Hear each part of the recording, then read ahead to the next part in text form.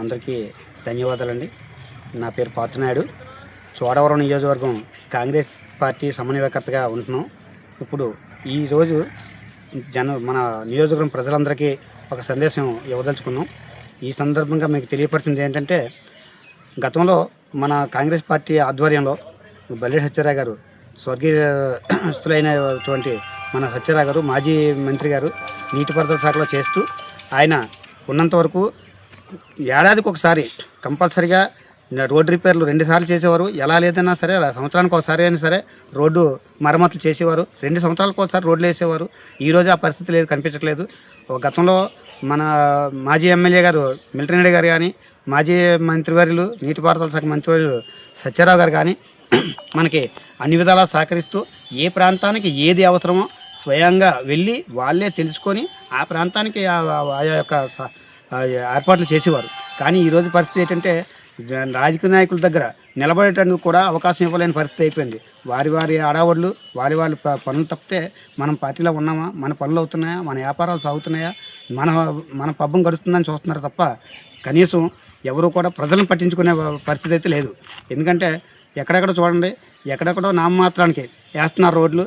ఎక్కడైనా సరే కనీసం రిపేర్లు చేసి ప్రజలకు ఇబ్బంది పడకుండా చేయట్లేదు. ఎక్కడో వాళ్ళంతటా వాళ్ళకి కావాల్సిన ప్రాంతాల్లోనే లేకపోతే వాళ్ళకి ఫేవర్గా ఉన్న ప్లేసుల్లో మాత్రం వేసుకుంటున్నారు తప్ప కామన్గా అందరికీ పనికొచ్చేలాగా వేయట్లేదు. ఉదాహరణ చెప్దాం, మన షుగర్ ఫ్యాక్టరీ ఎదురుగా ఉన్నటువంటి గోయి ఇంచుమించు ఏళ్ల తరబడి గోతు నడులోతు పుణుకులోతు గోతులు కనబడుతున్నాయి. ఒకవేళ వర్షం వస్తే ఎంత లోతు బలి పడిపోతే ఎవరికి తెలియని పరిస్థితి. అంత దారుణమైన పరిస్థితిలో మినిమం మెయింటెనెన్స్ కూడా చేయకుండా ఏదో వేస్తున్నాం. ఎవరైనా అడిగితే ఏం చేస్తున్నాం, రోడ్లు వేస్తున్నాం. ఎక్కడ వేస్తున్నారండి? మెయిన్ రోడ్లోనే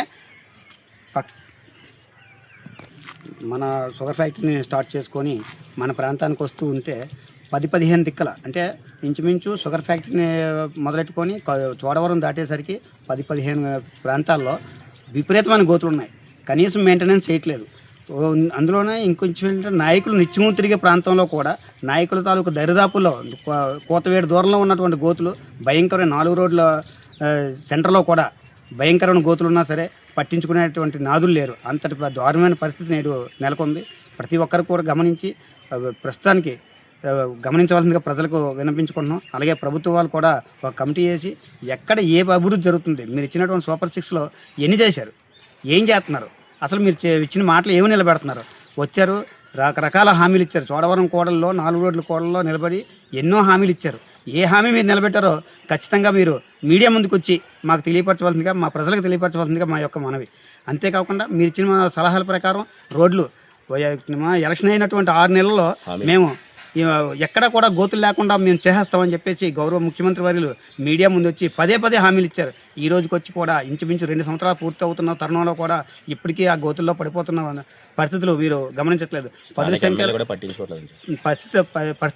పరిస్థితిలో 10ల సంఖ్యలో మరణాలు, వేల సంఖ్యలో పడిపోవడాలు, ఎన్నో వేల సంఖ్యలో హాస్పిటల్ జాయిన్ అయిపోవడం ఒక్క రోడ్డు పరిస్థితిలోనే ఉన్నాయి. అవి ఎవరు పట్టించుకున్న పరిస్థితులు లేవు. అందువల్ల ప్రభుత్వం స్పందించి కమిటీ వేసి ఏం జరుగుతుంది, మీరు ఇచ్చినటువంటి హామీలో ఏమి నెరవేరుతుందో మీరే తేల్చుకోవాల్సిందిగా మా డిమాండ్. కాంగ్రెస్ పార్టీ తరఫు నుంచి మేము డిమాండ్ చేస్తున్నాం. గతంలో మా కాంగ్రెస్ ప్రభుత్వం ఉండేటప్పుడు ఎన్నో గొప్ప కార్యక్రమాలు చేసాయి. అంతెందుకు, కాలువలు ఉన్నాయంటే సిమెంట్ కాలువలు వేసి ఊరికి నీరు అందాలని చెప్పేసి, వృధా పోకూడదని చెప్పేసి రైవాడి కట్టు నుంచి గౌరవరం వరకు వేసి వదిలేశారు. గత ప్రభుత్వంలో దివంగత ముఖ్యమంత్రి వారు వైఎస్ రాజశేఖర రెడ్డి గారు గౌరవరం వరకు వేసినటువంటి కాలువ ఈ రోజుకి అది తుప్పలు బలిసేసి అది నిర్వీర్యంగా అది ఎందుకు పనికిరాకుండా పోయింది. కానీ దాని రిపేర్లు కూడా కనీసం మినిమం మెయింటెనెన్స్ కూడా చేయడం మానేశారు. ఏం పట్టించుకుంటున్నారో, మీరు ఇచ్చిన అటువంటి సూపర్ 6లో ఏం చేస్తున్నారో మీకు అర్థమవుతుందో, మాకైతే అర్థం కాలేదు. మీకు అర్థమవుతుందో లేదో మాకు అర్థం కావట్లేదు. మీరు చేసేటంటే ఉచిత బస్సులు, అమరావతి, పోలవరం, ఈ 3 తప్పించి ఏం కనిపిస్తున్నాయో మీరే నిర్ణయించుకోవాలి. పోలవరం ఉందండి, పోలవరం ముఖ్యమే, కాదని అనట్లేదు. అలాగే అమరావతి కూడా ముఖ్యమే. కానీ మనకున్నటువంటి పరిస్థితుల్లో మారుమూల ప్రాంతాల్లో ఎవరు ఎన్ని ఇబ్బందులు పడుతున్నారో మీరు అసలు పట్టించుకునే పరిస్థితి అయితే కనిపించట్లేదు. దయచేసి మీరు ఒక కమిటీ వేసి దాన్ని మీరు ఖచ్చితమైనటువంటి విధానంలో పరిపాలన సాగిస్తారని కాంగ్రెస్ పార్టీ తరఫు నుంచి మేమందరం కోరుకుంటూ మేము డిమాండ్ చేస్తున్నాం. జై హింద్.